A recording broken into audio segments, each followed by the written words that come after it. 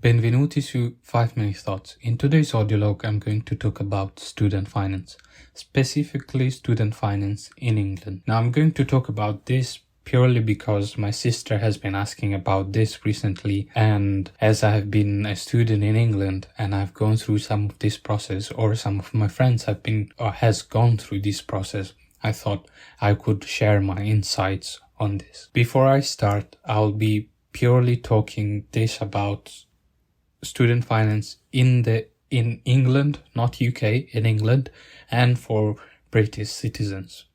There are some caveats for EU nationals. I'll be talking about those as well, but I'll be focusing on British citizens. But for international students, there is a short things to go through. So I'll start with them. If you're an international student, you're not eligible for student finance. However, you are eligible for sponsorship. Those sponsorships are usually not from the university.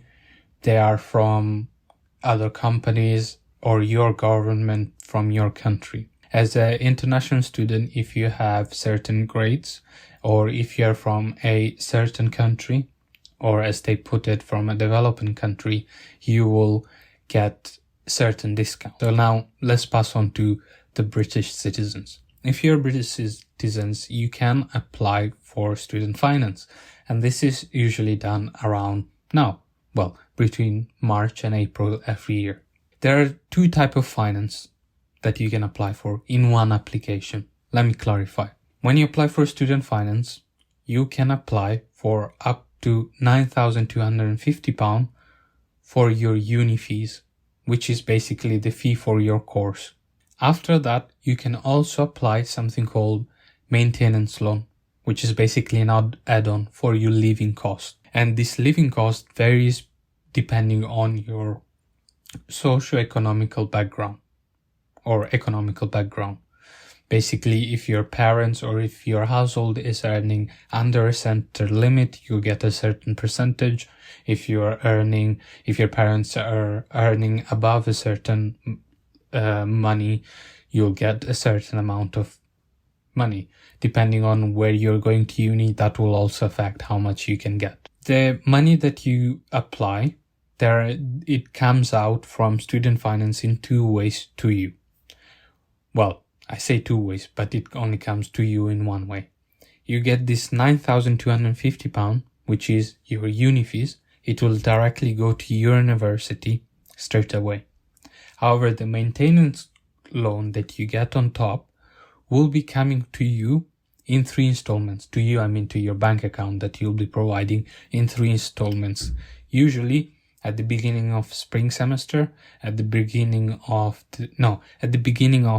autumn semester, basically September, October, at the beginning of spring semester, basically in December, and then at the beginning or at the end of Easter holidays.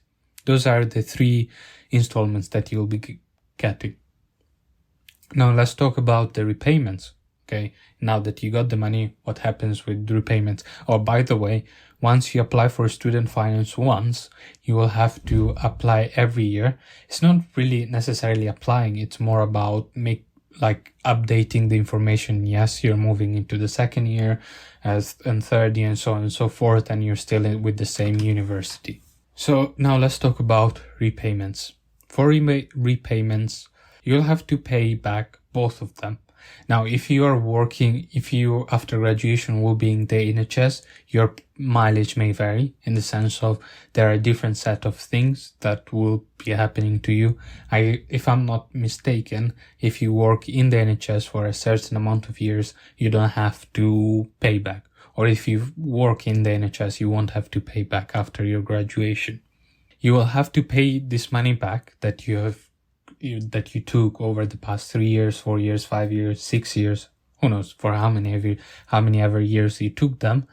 You'll have to pay them back if and only if your income after graduation is above £26,575 pound a year before tax. Okay, and the amount that you'll be paying them back, which is around 5%, again, it also depends and changes over the years, okay? It will be increasing. This amount that you're paying them back will be increasing over the years. Or rather, it will be increasing based on your salary increase. And there is an upper limit of about £47,000.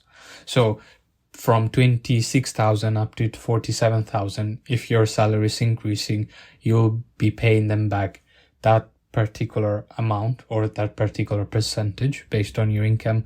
After £47,000, you have a cap where you just keep paying the same amount after that. Also, to know, after 30 years since you have graduated, or rather, so you have to pay them back, or your payments, like the way they count is, let's say you graduate in June.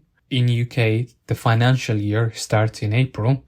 You'll be start paying, or your payment will start counting from the April after your graduation.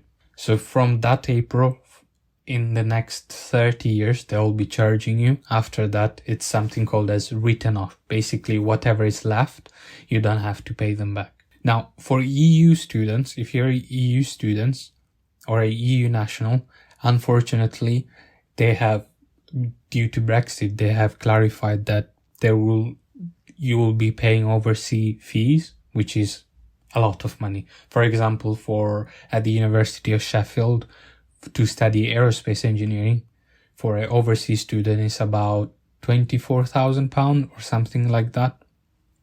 So it is quite a hefty amount of money. If you're EU nationals, but you have come to UK before 31st of December 2020, you will be paying the home fees, but you can apply for student finance if and only if you have the home student status, which is basically means you've studied in the UK for the previous 3 years before you applied for your student finance.